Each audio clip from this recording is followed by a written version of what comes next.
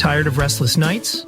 At Lisa, they know good sleep is essential for mental, physical, and emotional health. From memory foam mattresses to hybrids that keep you cool all night long, Lisa's mattresses offer exceptional comfort and support, with free delivery and 100 nights to try out your mattress in the comfort of your home. Go to lisa.com today and get 20% off all mattresses. That's LEESA.com and use code IHEART for an extra $50 off your purchase. Remember, no matter who you are, there's a Lisa just for you. What goals did you set for 2025? If better sleep is one, Symbiotica's magnesium L-threonate helps you wake up refreshed. For gut health, their glutathione supports digestion and reduces bloating. Symbiotica is one of the most transparent brands out there, never compromising on quality or sourcing. Their products are free from seed oils, preservatives, toxins, and artificial additives, something you can taste and feel in every packet. Go to Symbiotica.com and use code IHEART for 20% off and free shipping. That's Symbiotica.com, code IHEART. What do you mean an extra long lead-in? Well, you know when everybody's just realizing the show's starting, so they're not quite done talking? I think you're not giving enough credit. I bet they're sitting there in perfect silence right now. Right now, just silent. What? No, they're not. Look at that guy. That guy right there. Oh, yeah. Look at him. Come on, man. Find a seat. Let's do this. There we go. Anyway, we're here. Step right up, You there, boy. See the show for a nickel. Come on, Eli. How did you turn the microphones into lights? Don't encourage him. Eli, why did you turn the microphones into lights? Better question. Silly boy, this week's episode is about Coney Island. So you... looking for a preview, are ya? Well then, welcome to the Museum of Stuff that was probably nice once, but is definitely not nice anymore. We've got hand jobs. Oh, that's very nice of you. Actually, can I just do it myself? I'm just, so much better at this than you are. You're still... Okay, just maybe you can, I don't know, cheer, and I'll do it.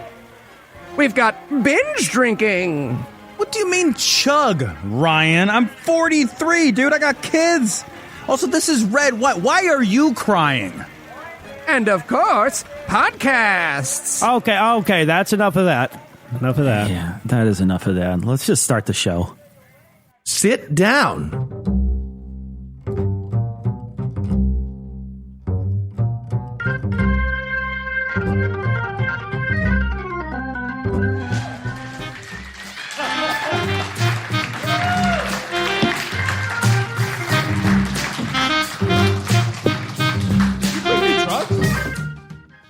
Hello and welcome to Citation Needed live in New York City! Oh, yeah. Yes. It's the podcast where we choose a subject, read a single article about it on Wikipedia, and pretend we're experts. Because this is the internet, and that's how it works now. I'm Eli Bosnick, and I'll be your ringmaster. But I'll need some freaks to include in the ballyhoo. First up, the hypodermic needles to my childlike feet, Cecil and Noah. Well, the voodoo doll wasn't working, so I had to go to the person. Right, and Eli, I keep telling you to go between the toes with him. It's between the toes, not... Also joining us tonight, two men who were disappointed when they found out this essay had nothing to do with the FBI, Heath and Tom. No cheers at all. We got no applause at all when you introduced us. I just want to point that out. Boo. Take note.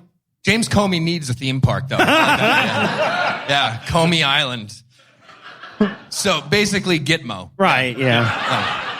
So basically, Coney Island. Sorry, I'm getting ahead of the story. We'll get there. Fair. Yeah, I don't trust the FBI or the CIA or the NSA. Pretty much anything having to do with intelligence escapes me. So that's not my thing. Now, before we begin tonight, we'd like to take a moment to thank our patrons. Yeah. All patrons. Who's a patron? For the money. Who's a patron? You patron? What's your name? Mike? Yeah. Thank you.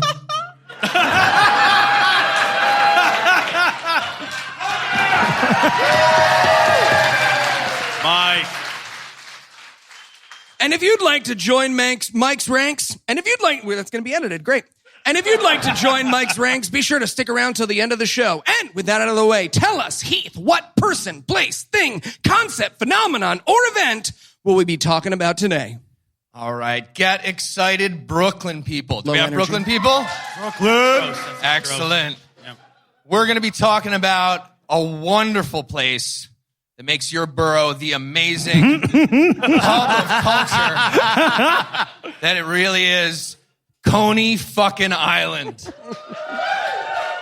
Gonna get real. And Tom, your quest for fried dough ended up in an essay this time.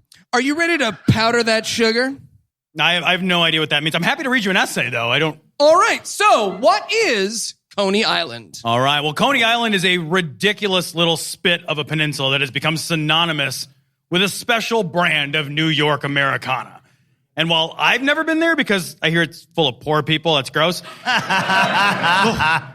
has an amazing history of utterly bizarre theme parks and attractions that should 100% make you uncomfortable to be people. It's basically like a really racist prequel to Action Park. And I want to start by quoting this article from a New Yorker, 1928. It gives a really nice flavor to set the scene for you. So here's the quote. Coney Island is the same, as important as ever for those making the best of the summer. It presents the world's unloveliest mass of humanity. The contents of the melting pot right out on display. The cross eyes of the world. Oh, come on. The boardwalk called. Every responsible person should be compelled to march the length of it once a year to see who is entitled to vote for mayor. That is amazing. World's unloveliest mass of humanity is directly taken from every Yelp review of a Walmart in Indiana. And by the way, there's a herd of people there that cancel the Medicare for All vote from their rascal scooter. Yeah. Yeah, we're going to go with Medicare for all who can tell me how many congressmen there are. Hey, Eli, quick question. You are interrupting Tom's essay!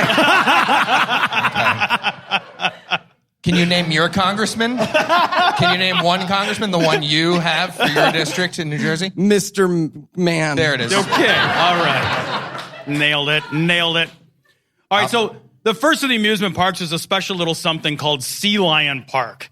Sea Lion Park was the first enclosed amusement park where the park itself and not just the attractions required the entry fee. I guess amusement used to be a strictly a la carte affair before this, until a guy named Paul Boynton changed everything. Before Boynton, all the rides at the amusement park were individually owned and operated. So this meant that in one park, you might have a toothless carny running a cobbled-together, uninspected, late 19th century gravity-powered death slide. And then 30 years away, an entirely different, equally unqualified chlamydia carrier would have his own homemade drowning hazard he dreamed up and manufactured in the backyard. Sorry, what would the slide be powered by if not gravity? I'm just curious. Okay, this is my essay. That's a weird. Okay, edits. We had 4 weeks for edits. Okay, fine.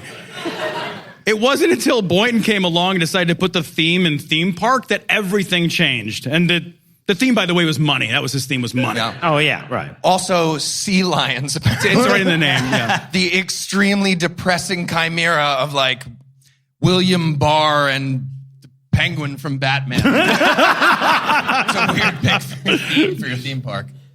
All right, so, Tom, you just described every fair I've ever been to with the chlamydia carriers and the death-powered gravity slide or whatever. I don't know that Boynton changed anything. That's very, very possible. But we got to talk about Boynton here. A quick digression on him. Not just the inventor of taking your money to walk into the place before you had the fun yet. Boynton was already famous for his river floating suits. So this is his shtick.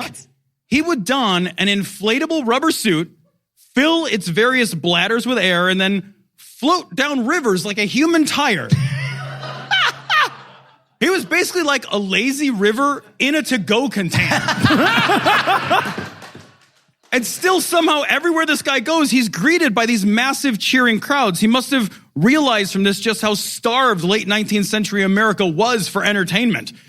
So we started Sea Lion Park in 1895. Yeah, no, anything that could be done equally well by a sack of potatoes should not qualify you for celebrity. Rude. And we propel into superstardom entire families because one member was on a sex tape one time. I'll take Water Wings, man, any day of the week. Yeah, potatoes could do that too, I guess.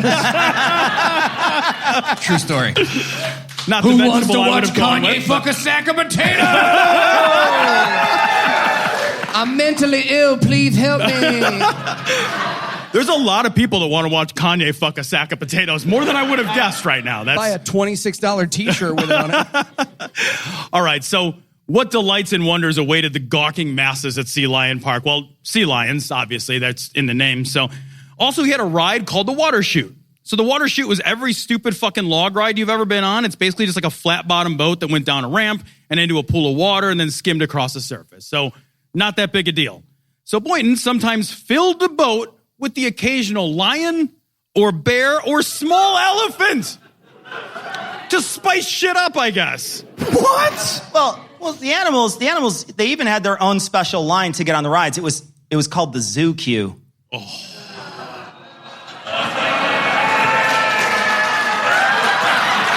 That cheering's for me. Yeah, Imagery. audience at home, everyone was really impressed with that joke. Fuck you. Should have come to the show. We held up signs that said "shit tits, everybody." Well, but Tom's was like a what do you call it? It It's was imagery. like This is imagery. That's yeah, right. No, Yeah. his is just drawn out because I've been Tom's carrying this with illiterate. me for so long. It's just now come in handy. Rebus puzzle. That's what I was looking for. I like that they used elephants in that ride, though. You just picture an elephant cutting in front of the Make-A-Wish kid. Like, whatever, you're fucking faking it. We all know you're faking it. That's what everyone in the other line is thinking. They all had dark thoughts. You all didn't think that about the kid with, like, diabetes in that fast line? Fuck off. Yes, you did. You're all liars. Diabetes. Get a thing you can see. Can we do that for Make-A-Wish?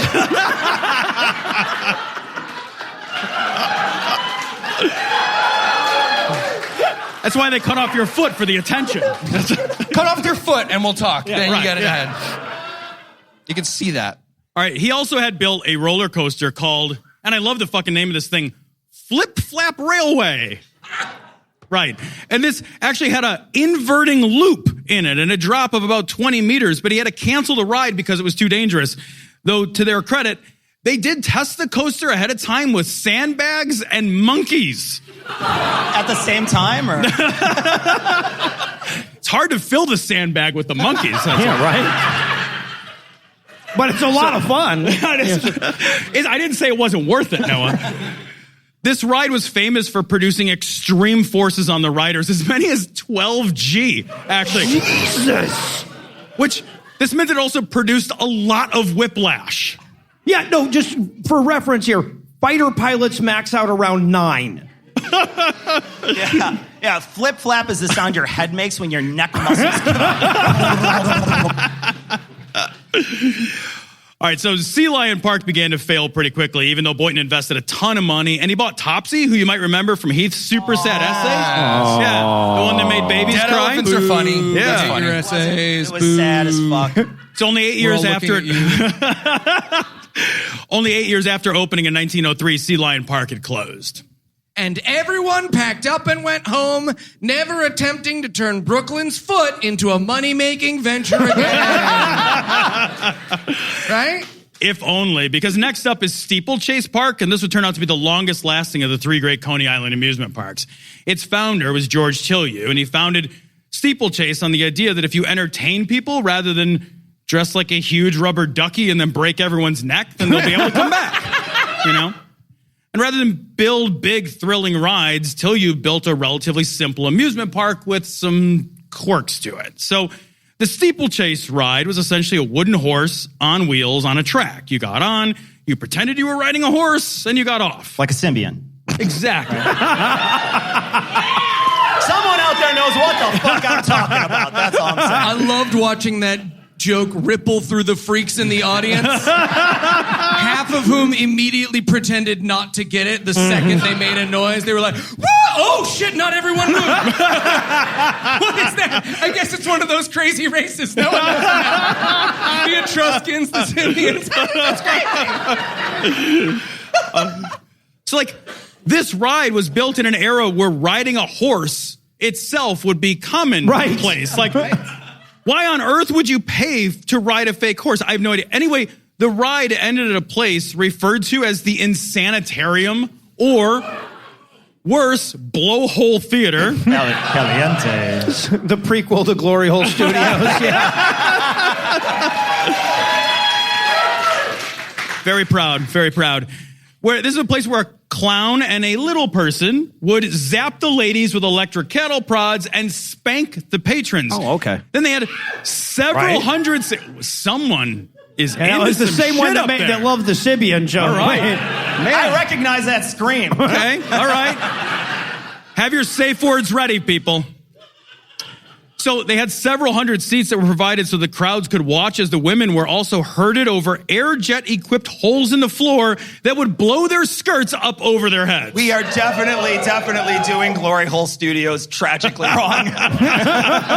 See, this is classic comedy that Dave Chappelle wants to return to. But you, SJW Cox, won't let him, will you? He's brave and a millionaire. He is a millionaire. Yeah. If Dave Chappelle did his entire Netflix special just on top of a subway grate, dressed like Marilyn Monroe, never said a word, white face, that would have been so much more woke than his actual material. Yeah. Yeah. Objectively better art. Now that's daring. Yeah. Right? All right, so the big attraction at Steeplechase was actually a recycled exhibit from the Buffalo World's Fair from 1901. After its success at the fair, the attraction was sold to Tilly to use as Steeplechase, and the ride was called A Trip to the Moon, and this thing was amazing. Genuinely, it was amazing. So I'm going to explain this ride to you, but I want you to remember that we are pre-airplane in our history, right? The Wright brothers hadn't yet flown their fancy bicycle kite thing yet. So this whole thing, as insane as it may sound, is all the more mad for its place in time. Visitors would enter the attraction and board a mock spaceship called the airship Luna, and they would fasten their seatbelts, something which wouldn't be standard in cars until the 50s. The attraction would then appear to take off until, using rocking motions of the attraction and moving backdrops and sound effects, the ride appeared then to land on the moon. Passengers disembarked the ride and had a stroll across what appeared to be the lunar surface, where they were greeted by little people and a giant dressed as moon people until it was time to reboard the ship. Probably pre-board an A group first, by the way. Right, yeah. And then head back to Earth. I was going to make a joke here about little people from Luna being called half moons, but I deleted it because it's punching down. So.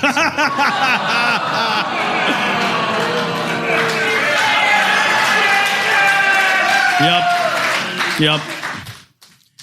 So, all in all, Steeplechase was a relatively harmless place, and so most of it was kind of boring until it caught on fire in 1907.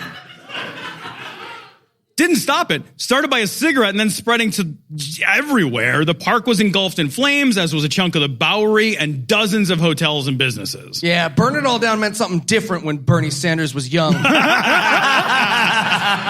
Just kidding, he wasn't young at this time.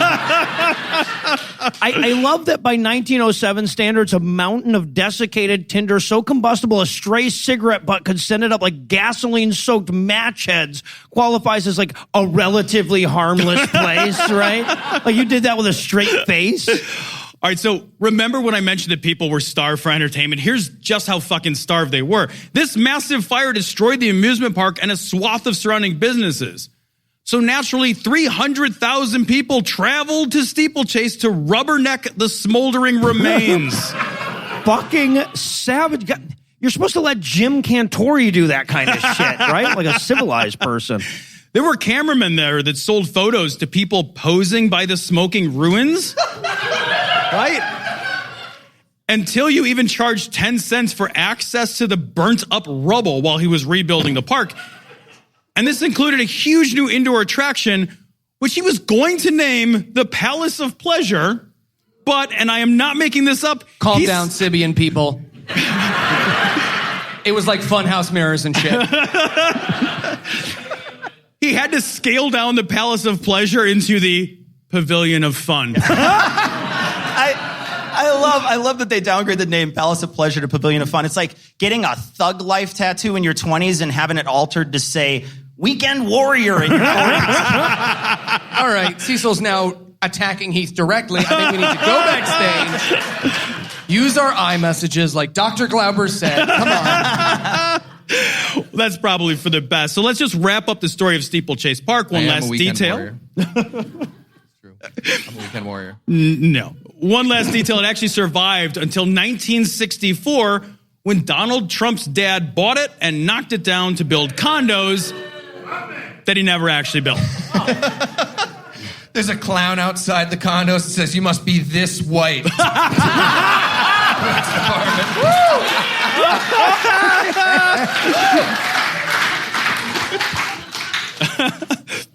Fuck, did you guys know that there are black people in Brooklyn? This looks nothing like Forest Hills. This fucks up my whole thing. All right, well, now that we're all nice and kill it with fire, we'll take a quick break, but we'll be back in a bit for a little ditty we like to call Apropos of Nothing.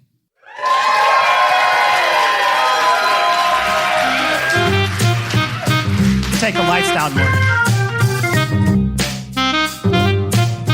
We're just gonna keep the stage lights on. Let's make eye contact. I'm telling you, McClinty, we got to come up with the next big thing.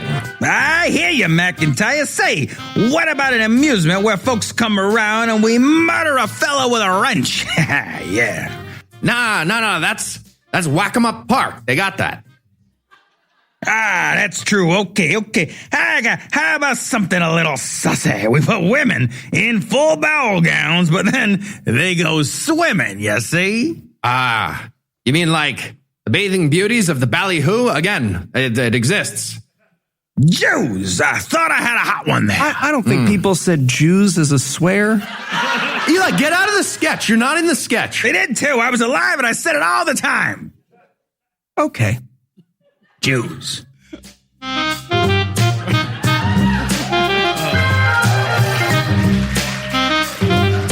And we're back.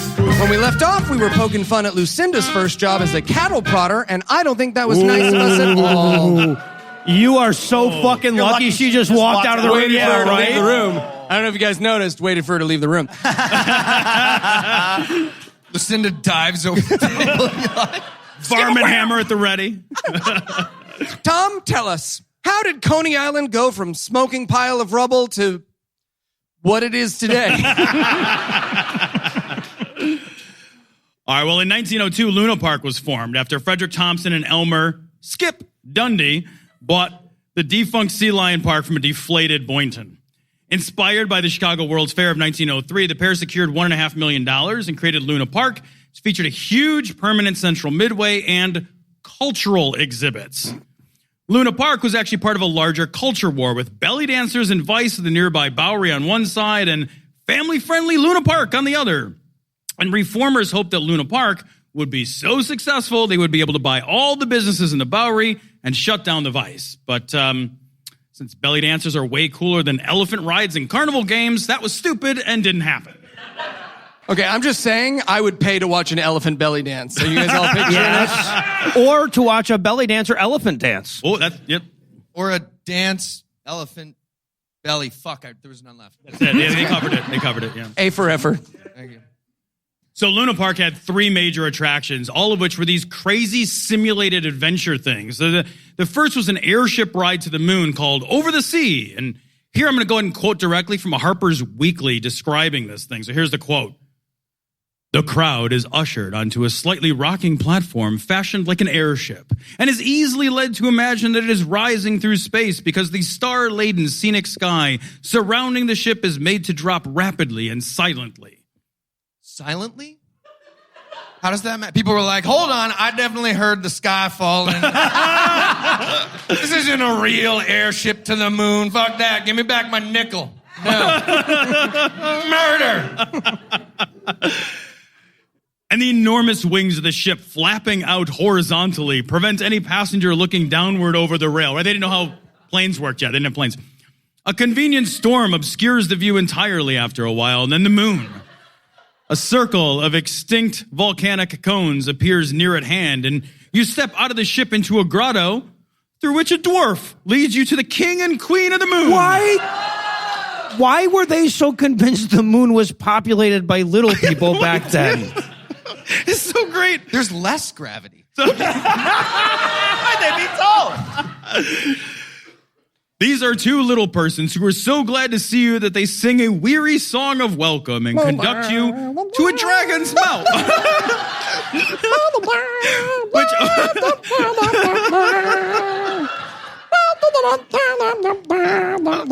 should see what he has in the notes. He has this exactly written, just like conduct you to a dragon's mouth, which opens and allows you to walk into its stomach. The way is treacherous, for the floor rocks, and the walls of his alimentary canal are clammy. So it's the Harpers. So the relief which one feels on getting out of him at last is sufficient to counteract the surprise of suddenly finding oneself out in street on Earth. the surprise. Right? I feel like these people will be tricked with that thing that people do with their dogs where they throw the towel in the air and they duck behind it. Wait, I'm sorry, but that means you exit through the dragon's asshole, right? Sure do. Absolutely. Sure do. Yeah. Okay. Absolutely. Just making sure. Best case scenario. The second was officially called War of the Worlds. And the super fun idea here was to simulate all the gay adventure of a massive apocalyptic war between Europe and the United States. World War I, the ride. Yeah. So this joy-filled, family-friendly attraction featured a simulation of 40 battleships firing on New York with huge explosions for the enjoyment of the crowd, whereupon a simulated Fort Hamilton would fire back at the ships, and then massive electrical machinery would steer and maneuver this enormous fake armada around in a simulated battle because, hooray, huzzah, what fun. Okay, kids, time for the log flume through the barbed wire. Uh-oh, it's a clown with mustard gas. 0 French people would go on that ride. No. They'd make the Jews go. But, no, I mean... Oh. Cecil didn't turn over 8 million people during the Holocaust. The French did. So the final... we're moving on. We're moving on from this. Okay. The final major attraction... Le The final major attraction was 20,000 Leagues Under the Sea, obviously named after the Jules Verne novel. Now, riders of this thing were taken on a simulated submarine ride to the North Pole. So I guess get your tickets now, it's melting. To the north, I don't think they read the book. I know, for certain. So the building that housed this ride was 65,000 square feet. The ride itself held 200 people who climbed aboard, took their seats, and this is amazing. The whole goddamn thing was then lowered into a 24-foot deep pool, which then had moving painted canvas murals that slid past fake portholes. Well, then why was it underwater? Because fuck you, that's why. Yeah. Authenticity, thank you. Massive refrigeration equipment cooled the ride, and the riders were encouraged to chip off little pieces of ice, I guess it's like melt Mentos of the day. You laugh, but in 15 years, we're going to have to explain naturally occurring ice like we do payphones and floppy disks. Ready. Yeah, now that makes sense for the North Pole. Yeah, right. All right, and then there was Dreamland. Dreamland was built by William Reynolds, and he built it to compete with Luna Park. And I mean that. Like, Reynolds' whole business model was to look over to Luna Park and just do everything they were doing, but just bigger. And I mean that, like, Luna Park was a massive novelty for its electric lights. They had 250,000 bulbs, so Dreamland just put up 1 million bulbs. Luna Park had a big observation tower standing 200 feet tall, so Dreamland just built an observation tower that was 375 feet tall.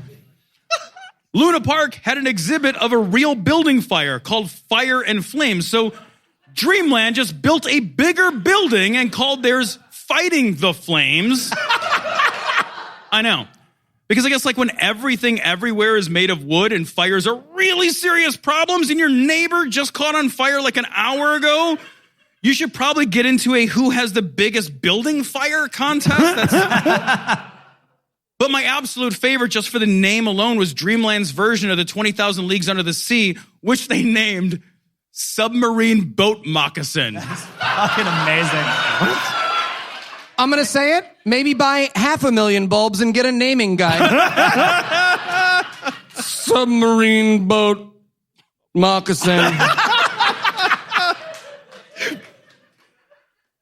So basically, Dreamland just took everything Luna Park did and compensated for dick size. Just, okay. But they also had some of their own unique attractions, like Leapfrog Railway. This thing is amazing. You can see video of it on YouTube. Imagine you're inside of what looks like a little tank with open sides, and on the front and back of this thing are ramps. And actually, there's two of these monstrosities, and they're both on the same train track, and they drive them together at 1904 speeds of like 8 miles an hour, you know? And then one of them just drives up and over the top. Leapfrog Railway, woo! The whole stupid thing takes 4 seconds, but if anything goes wrong, nobody would survive. All right, kids, put on your bulletproof vests. Great. Now shoot each other. Okay. Great job. Next. Yeah, that would have been way safer than intentional train crash, the ride, but it's 1904 and people were idiots. If you really want to see a slow motion crash, the best way is to hire a Republican president. I'm genuinely surprised one of these train cars didn't trickle down onto the other one. All right, so a few of the smaller rides are worth noting as well. Luna Park had a ride called The Tickler, where people... Relax, Sibian people. Now, lady, No. where you at? Very excited right now. What are we, mismatched with the FetLife convention? So in The Tickler, they put people in what looked like rotating wash tubs, and they were spun, thrown, and jostled against a winding path until someone puked or got a concussion or probably both. Well, now, if they stopped the ride at that point, then they were 110 years ahead of the NFL on safety procedures. So at least they had that going for them. And then at Steeplechase, there was a huge spinning disc ride where people clustered at the center and then waited for the disc to rotate fast enough to fling them from the center against the sidewalls where they slammed into each other like a giant human car crash. That sounds amazing. Then they had a ride called the Human Pool Table. Oh, that sounds like a great idea. Go on it. Where you tried to walk across the floor, except the floor was made of a series of spinning discs rotating in different directions. So that meant it knocked you to the floor and then jostled you all about. And then, of course, there's the Razzle Dazzle, which was a massive circular swing that you put 70 people on at one time, and then workers would push it around like a huge circular seesaw. And according to one account, quote, even the toughest of sailors would get sick. Again, they moved a bunch of this stuff to Gitmo when they shut down. That big surfboard water slide, that was actually called the waterboard. Yeah, Coney Island was mostly getting witches to confess for like the first century. All right, but as weird and impressive as all these parks and their rides were, they pale in comparison to the aforementioned cultural displays, because nothing says cultural sensitivity like early 20th century capitalism. Mm-hmm. So Luna Park and Dreamland each had what amounted to nothing less than human zoo attractions. At Luna Park, the most popular was the Igorot Village, which was where 50 Filipino tribesmen lived full-time in their own mock village. Wow. Wearing basically G-strings. It gets worse. Way worse. And putting on a sideshow mockery of their native customs. They billed these guys as headhunters, but they obviously barred them from murder and cannibalism. And instead, every day, a dog was brought to them from the pound. Oh, no. Which they killed, cooked, and ate in front of huge cheering crowds. Okay. Before you get too judgy, that cheering crowd 100% included your grandparents and your great-grandparents. You have met a guy who paid a nickel to watch a Filipino guy eat a dog. Yeah. You all have. You know it. You just remembered meeting him. You were like, oh, yeah, he was at my Sweet 16. He was older. That guy. And if you're from Canada, you might have elected a guy prime minister who like dressed like that on Halloween. Yeah, those Canadians sure don't know how to elect leaders, huh, fellow American? USA. USA. All right, so there was also this thing they called Fatal Wedding, where visitors could pay 5 cents for the pleasure of watching a young lady in a bridal gown walk behind a screen where she and her groom-to-be would appear to be turned into skeletons, who then ate skeleton dinner. There's nothing more to the story, but people love this thing. Bon appetit. I got one. I have like one person up there that cheers for these. Thank you so much. All right.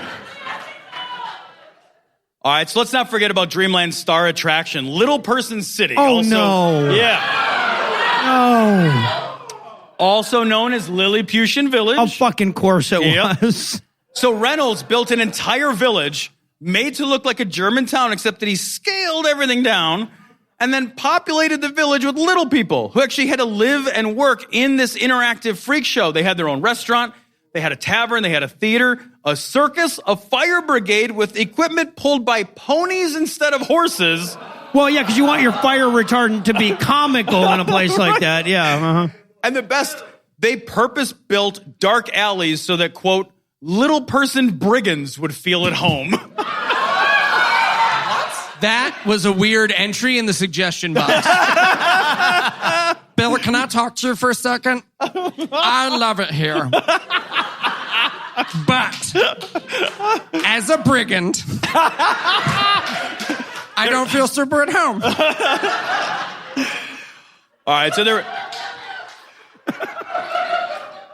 there was a 12,000-seat stadium where you could watch 1,000 men reenact a battle from the Boer War, which had just ended in 1902. They had this thing complete with guns and cannons and 600 recently traumatized veterans. Oh. Right. And if delighting in the, family fun of simulated human-caused misery didn't get your dick hard enough, they also had the Galveston Flood exhibit.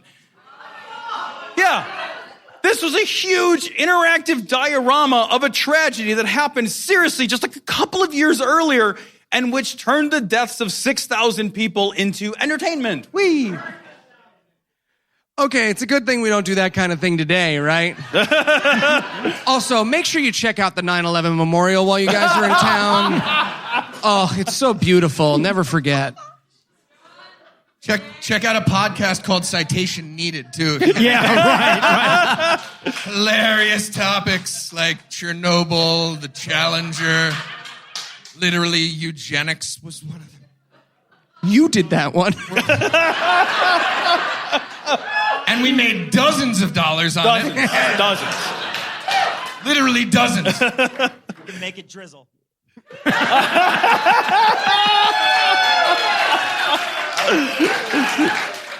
Can make it dribble too. Anyway, I'm older.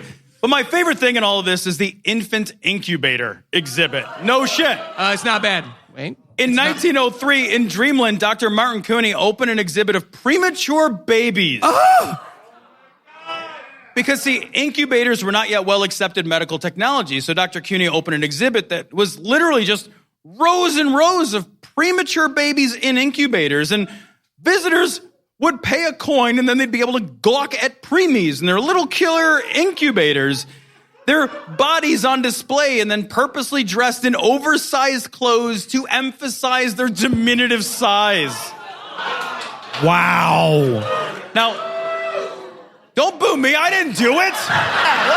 You guys fucking paid to listen to me tell you about it. Boo me. Boo you. Okay, but Tom, Yeah. you would have done it. I would have done it. Yeah. Tom would have profited off that, absolutely. I would build it and then pay myself the fucking nickel. That's what I would do. All right, it's actually not at all clear. Pucility is not a virtue.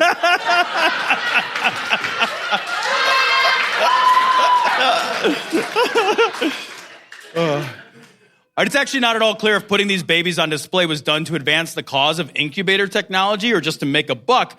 But the display actually saved thousands of lives. 6,500 of the 8,000 preemies in the public incubators survived. This was an astonishing premature baby success rate. Dr. Coney's own daughter ended up being born premature and spent time as an exhibit with the doctor tending to her amidst the crowd. Okay, you're trying to put a positive spin on this, but at the beginning of every day, somebody's job was to go around and pluck out the dead babies, man. I mean, like the fish guy at Walmart, they float right? to the top, belly up, right? Like, don't try to make this sound good. The baby in the filter, it's stuck. It keeps hitting the baby in the face. There's one stuck in that treasure chest that just keeps growing. That is a fat preemie. That's a really fat preemie. Are we sure it's a preemie? Comically large net.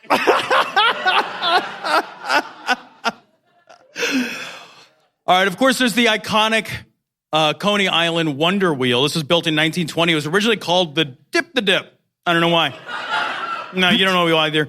The Wonder Wheel is a 150-foot Ferris wheel that retained its popularity even as other rides and attractions waxed and waned. And in 1948, Greek immigrant, I'm going to mispronounce this, Dinos de Verduris, pledged to his bride-to-be that if she agreed to marry him, one day he would buy her the Wonder Wheel. And she said, yes, I know, right? And they were wed. And in 1983, after working his way up through different jobs at Coney Island, this fucker bought the Wonder Wheel. Nice. For $250,000, kept his promise to his wife. The Wonder Wheel, I love this. When it was sold, it came with no instructions, no manual, no paperwork of any kind other than some cryptic guidelines written on a piece of paper torn off a pack of cigarettes. Right. So Dino, 63 years after its operation began, wrote the manual on the Wonder Wheel that was his wife's engagement present. Okay, it feels like he went a little far with the theme, right? He's like, oh, my darling, and on our 5th anniversary, I have gotten you... Please don't be Wonder Wheel related. New axles for the grind initiator! And a Sibian. Yeah! You won me back. He sure did. Got me at and. All right, also still visible, although no longer in operation, is the framework for the parachute jump. The parachute jump is modeled after a paratrooper training apparatus, and basically it's a 250-foot tower that hoisted riders to the top and then simulated a parachute fall. The ride operated for about 20 years. It was notoriously expensive to operate. It was very difficult to turn a profit on. So to gain attention for the ride, women who looked like screamers... Got a lady out there. Where you at? Yeah. All right. Yeah. Hey, don't be boring. Women who looked like screamers would be held at the zenith of the ride and allowed to dangle there. Not exactly sure how anyone can tell a screamer just by looking, but I do know that if you find one that's a ride everyone tries to get on more than once.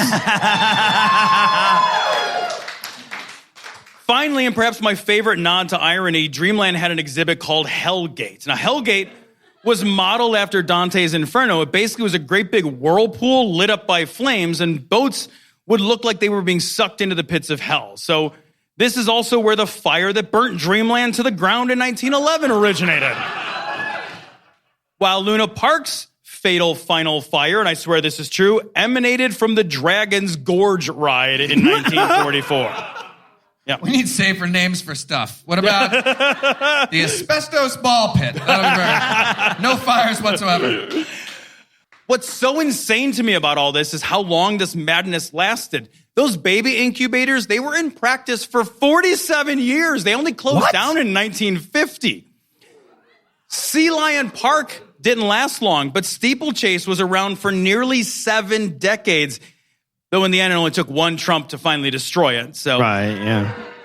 You can still ride the Ferris wheel engagement present, right? That's still there.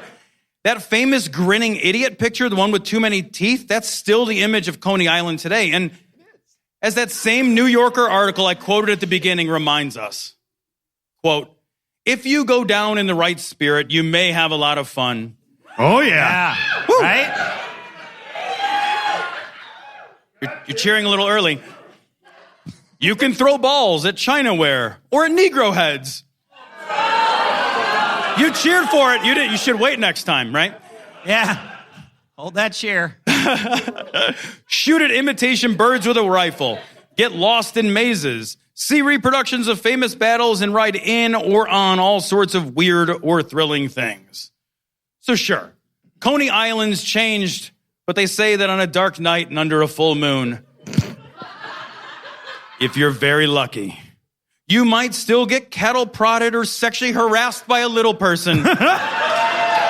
Because this is New York, and it's fucking beautiful.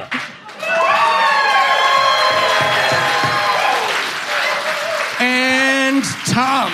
Yes. If you had to summarize what you've learned in one sentence, what would it be? That CISA will change my essay to read little persons and then stab me under the table if I veer off script too much. And are you ready for the quiz? Well, I don't normally consent to measuring my body parts, but I am just barely tall enough to ride this ride, so let's do it. All right. Tom, I got the first one for you. Which of the following is going to be the crowd's favorite thrill ride at the Dreamland Park reboot? Oh, God. A, Caitlyn Jenner's bumper car. Because she killed a guy with her car. She's a hero, but she did kill a guy with a car. That's true. Yeah. Mm-hmm. So did Matthew Broderick. So did Matthew Broderick. Yeah. That's true. Mm-hmm. And Laura Bush, correct. Jesus. Yes. All right, raise your hand if you haven't killed somebody with your car. Yeah, I mean, come on. Braggers. Get everybody. Yeah. Would it be B, the 2 Train experience with Bernie Getz? Oh, no. Very uncomfortable. Dodge it. You dodge it. Or C, eating ice cream on a couch in the apartment next to Amber Guyton.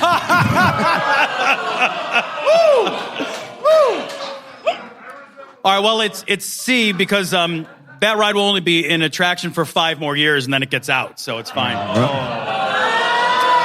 That's called justice. Oh. That's not just, okay. So we learned earlier about submarine boat moccasins, and that's amazing. And submarine boat moccasins was actually a really popular brand of shoe back then. What were some of their competitors?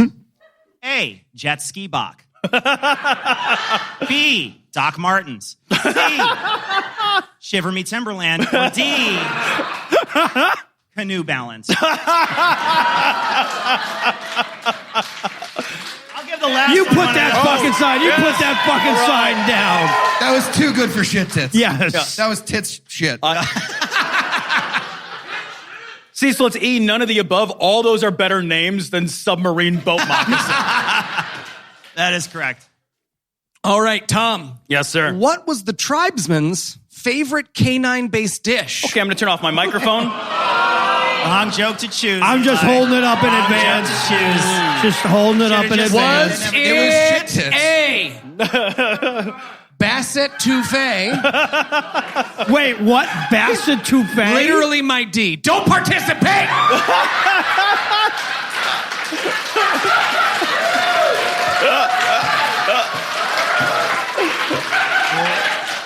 Gonna have to improvise now. Was it B? Yep. Chicken poodle soup? Delicious. All right. Was it C? Roasted cauliflower? Or was it D? Yes? What was it? What was D? Potato cream soup. Potato chips. It's Yeah, potato chips. potato chips. Secret answer E, potato chips. Thank you. Woo! All right. I bailed you out of that one. I got you, buddy. Yep. D was literally supposed to be German Shepherd Spaniel. Was. Stole my jokes. Do we have an extra microphone? Maybe he wants to play. Yeah, exactly. Step ahead. You want to take Eli's seat? Yeah, right. All right. If you also guess my D, I'm going to be disturbed beyond belief. Okay. That'd be so impressive. So, Tom. Yes, sir. To understand the allure of Coney Island, I think you need to put it in the context of you were already in Brooklyn, right? So, if not for Coney Island, what would people in Brooklyn have left to do for fun? A, sit in a train that swears it's going to Manhattan eventually.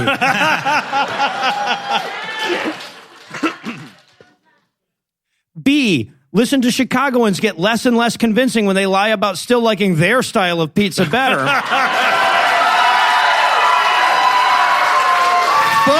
that stuff. What they're talking about. That's you're supposed to eat it, not fuck it. That's why it doesn't taste good to you. Okay. You're doing it wrong.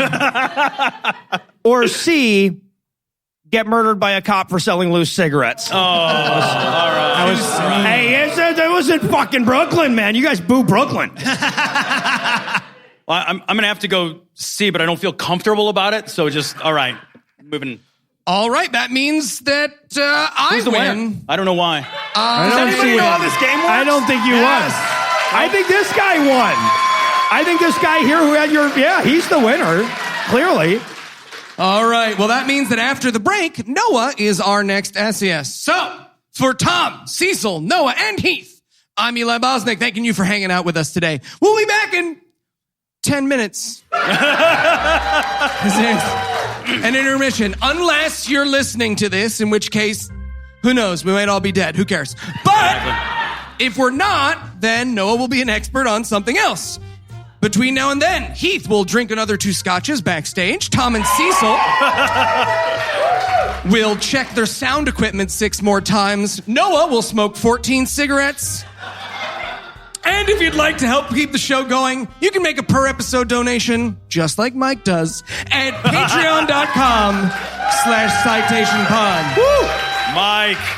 And if you'd like, you can leave us a 5-star review everywhere you can. And if you'd like to get in touch with us, we're here. We're right here. You can see us with your eyes. Right here.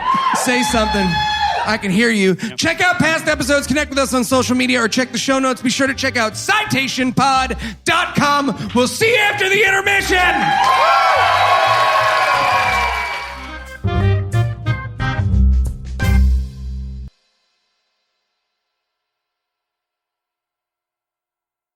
This message comes from Greenlight. Ready to start talking to your kids about financial literacy? Meet Greenlight, the debit card and money app that teaches kids and teens how to earn, save, spend wisely, and invest with your guardrails in place. With Greenlight, you can send money to kids quickly, set up chores, automate allowance, and keep an eye on your kids' spending with real-time notifications. Join millions of parents and kids building healthy financial habits together on Greenlight. Get started, risk-free, at greenlight.com/get started. That's GREENLIGHT.com/get started. Hey, I'm Ryan Reynolds. Recently, I asked Mint Mobile's legal team if big wireless companies are allowed to raise prices due to inflation. They said yes. And then when I asked if raising prices technically violates those onerous 2-year contracts, they said, "What the f*** are you talking about, you insane Hollywood ass?" So to recap, we're cutting the price of Mint Unlimited from $30 a month to just $15 a month. Give it a try at mintmobile.com/switch. $45 upfront payment equivalent to $15 per month. New customers on first 3-month plan only. Taxes and fees extra. Speed slower above 40 gigabytes. See details.